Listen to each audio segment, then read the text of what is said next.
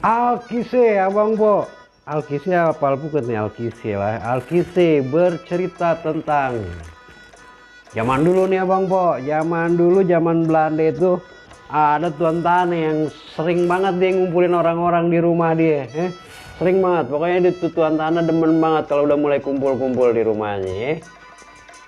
Kumpul dah tuh kumpul orang-orang penting di rumah nih tuan tani. Kumpul rame-rame udah pada ngobrol ngopi-ngopi ngerap pokoknya seru dah seru tiba-tiba di keseruan itu pada diem semua bang po, pada tengok apa yang terjadi abang po, ternyata ada bau nggak enak bau nggak enak nih siapa ini biasa deh begitu abang po, diem pada main lihat-lihatan siapa ini Nah, di situ ada tuan rumahnya, Bang Po. Tuan rumahnya tengok-tengok juga, Akhirnya karena ada orang di pojokan nih, mukanya udah mulai pucat, Bang Po. Udah mulai pucat. Ini Abang Kusir nih kali ini yang buang angin gitu, Abang Po. Tuh Kusir baru mau mangap, dikedipin sama tuan rumah. Mungkin nih tuan rumah nggak mau lama-lama nih kejadian nih kayak begini begitu. Nah tuh kalau Kusir zaman sekarang ini supir pribadi aneh lupa nih ceritanya ini supir pribadi itu tuan tani apa supir pribadi orang-orang yang ada di situ nggak terlalu jelas yang jelas itu Kusir aja yang disalahin kentut itu Kusir ngeliat tuan rumah udah kayak gitu akhirnya dia ngaku abang po aneh yang kentut yang buang angin maklum nih tuan-tuan aneh dari pagi nih nyiapin ini jadi nggak sempet ke belakang jadi ambil buang nyenggol ujungnya jadi baunya kurang sedap wah akhirnya pada ketawa tuh abang po, pada ketawa pada duduk lagi ada ntar lagi juga hilang nih baunya udah lanjut aja deh lanjut abang po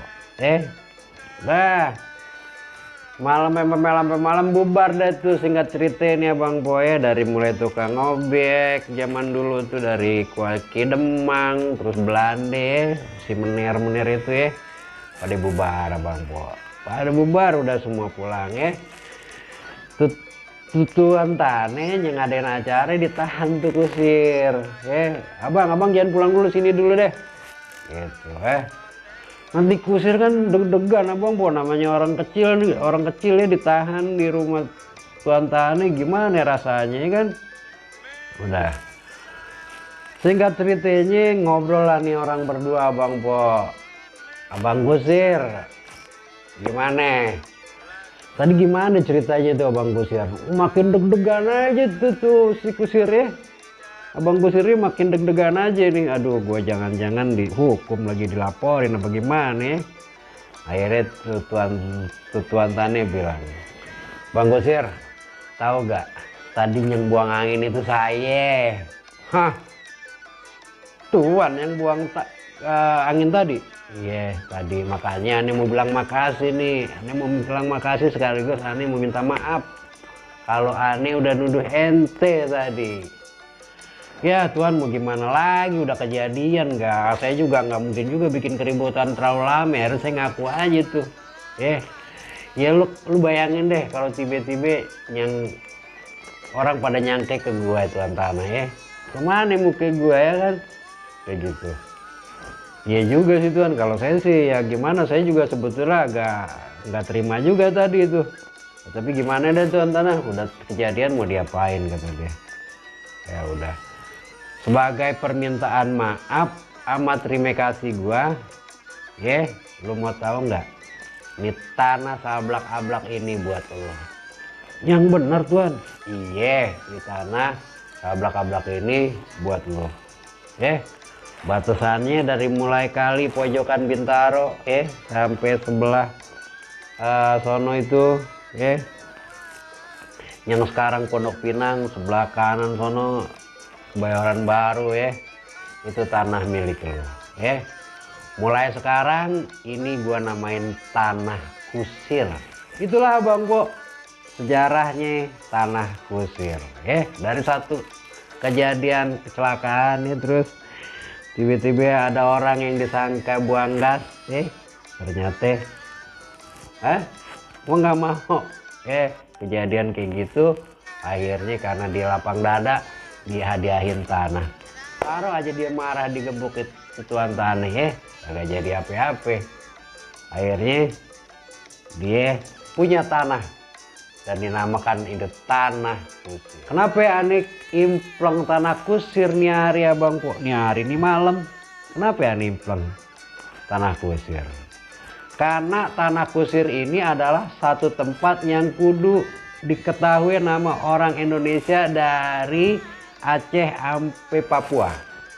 Dari apa namanya? Sabang sampai Merauke. Ini tempat kudu semua orang tahu namanya tanah kusir. Kenapa sih abang kok sampai segitunya? Tanah kusir kudu orang pada tahu se-Indonesia. Kenapa bang? Kenapa bang? Kenapa? Ini sebabnya bang. Tanah kusir di situ disemayamkan seorang pahlawan yang luar biasa di negeri kita ini. Siapa dia? Bapak kita, Bapak Proklamator Indonesia, Bapak Bung Hatta bang. Tuhan terlalu cepat semua, kau panggil satu-satunya yang tersisa, proklamator tercinta. Jujur, lugu dan bijaksana, mengerti apa yang terlintas dalam jiwa rakyat Indonesia. Bung Hatta itu dimakamkan di tanah kusir.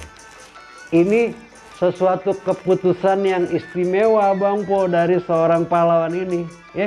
Karena apa? Yang namanya pahlawan itu kan biasanya dua tempat pemakamannya. Pertama makam pahlawan, khusus para pahlawan. Kedua biasanya dimakamin di makam makam keluarganya. Nah sekarang kita ini ya bang po, kalau mau ziarah kira-kira ke makam pahlawan terus atau ke pemakaman keluarga itu kurang gimana ya, agak sungkan abang po. Tapi kalau ada di makamnya ada di pemakaman masyarakat, otomatis tiap lebaran, tiap apa, orang-orang daerah situ pun pasti lebih enak untuk bisa ziarah ke makamnya pahlawan kita yang satu ini. Abang po. Nah sekarang apa artinya nih abang po dari kisah Bung Hatta ini yang luar biasa kita ambil hikmahnya. Pertama adalah di masa perjuangannya dia jelas-jelas abang po mewakafkan dirinya untuk perjuangan kemerdekaan bagi rakyat Indonesia abang po. Nah setelah dia meninggal, dia benar-benar pengen nyatu sama rakyat Indonesia. Luar biasa. Kita doain semoga Allah mengampuni segala dosanya, menerima amal ibadahnya, dan dilapangkan kuburnya, dimasukkan ke tempat yang terbaik di yaumil akhirat. Balai Bang Ji dengan Bang Munir di sini undur diri. Semoga ada manfaatnya. Saudara-saudari setanah air, jangan lupa makam Bung Hatta itu ada di tanah kusir. Wassalamualaikum warahmatullahi wabarakatuh.